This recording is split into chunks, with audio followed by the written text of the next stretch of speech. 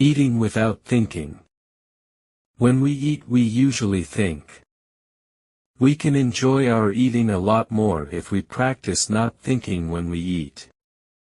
We can just be aware of the food. Sometimes we eat and we're not aware that we're eating. Our mind isn't there.